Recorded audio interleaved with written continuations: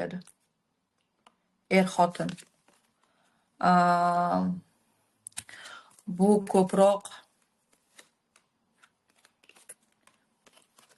toyoqlar malikasi va bular ko'proq lyubovniklarga tushadi. Haligi lyubovniki deganda pastki mana ko'proq seks yaxshi ko'radiganlarga tushadi. Mana qilichlar, qilich shohi va nimasi, malikasi bular ko'proq sovuq insonlar, hozir bir-biriga sovuq insonlarga tushadi. Va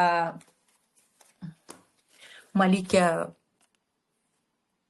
bilan shoh kosaniki lyubovniki o'ynashlarga ko'proq tushadi. И sevadigan ayol, sevadigan erkakka tushadi. No вот, tushundinglarmi? Kartalarni hammasini energiyasini o'tdik.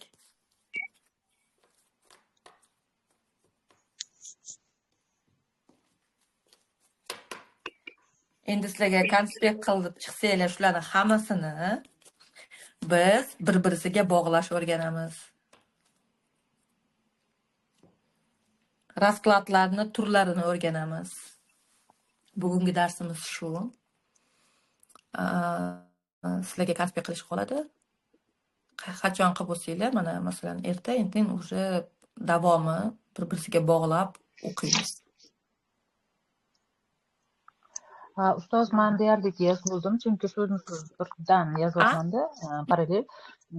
Sizni parallel yozyapman, to'g'risi, so'zlaringizni.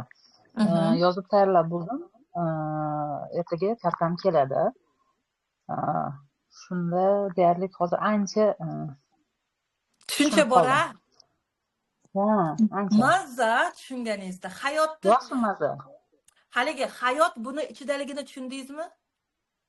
Aynan. Qanchalik bizga bog'liqligini kartalar. Odam bilmagan uchun fol deb o'ylab yuradi-da. Bu katta fan. Shunaqa ekan. Men chunki aynan ochilmagan nuqtalarim hozirda tushunmagan, anglamagan joylarim angladim bu orqali. Hayot naqadar murakkab emas, sodda va oddiy qurilgan. Da. Shunaqa. Buni ichida ko'pchilik adashib, chalkashib yurishi va tajribalarni tezroq xulosalarni yakunlashda qiynalishiga yordam beradigan yo'l ekanligini tushundim, to'g'risi. Endi qilasizmi? Aynan. Zo'r. Kimda savollar bor, berib olinglar. Assalomu alaykum ustoz. Assalomu alaykum. Konspekt qilganimizdan keyin ertaga dars o'tamizmi yo ertaga o'tiramizmi?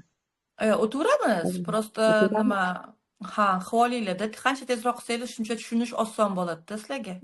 Ancha tushunib, zo'r narsa ekan. Miyaga yetib, o'zingizda kashf qilaverar ekansiz, u narsani davom etib ketaverar ekan.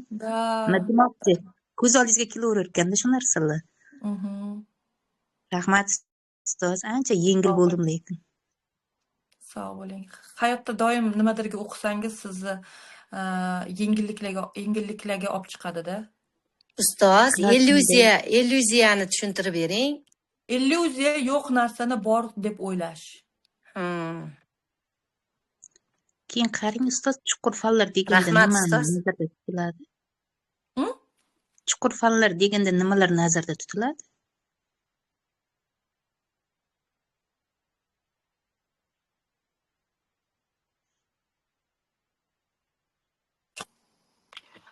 Psixologiya, ezoterika, parapsixologiya, numerologiya, kvantovaya fizika. То есть insonni energiyasi bilan ishlaydigan. Insonni mana moddiy dunyoda hamma narsa ko'rinadi. Nimadir birlashtirasizda, yasaysizda, qilasiz-a. Lekin energiya bu chuqur fan. Uni tushunish uchun his qila bilish kerak-da. Hissiyotlar bilan ishlash kerak. Bu vibratsiyalar bilan ishlash kerak. Vibratsiya ko'zga ko'rinmaydi-ku. Ana u kuni aytdim-ku. Odam nimaga chakralarga, vibratsiya, energiyalarga ishonmaydi, lekin har kuni o'zi ishlatadi. Wi-Fi, internet, radio, hammasi bitta valnadan, bitta to'lqindan chiqadi-da. Mana shu muzikalar orqali davolasa bo'ladi odamlarni. Vibratsiyalar orqali. Mana o'sha gruppam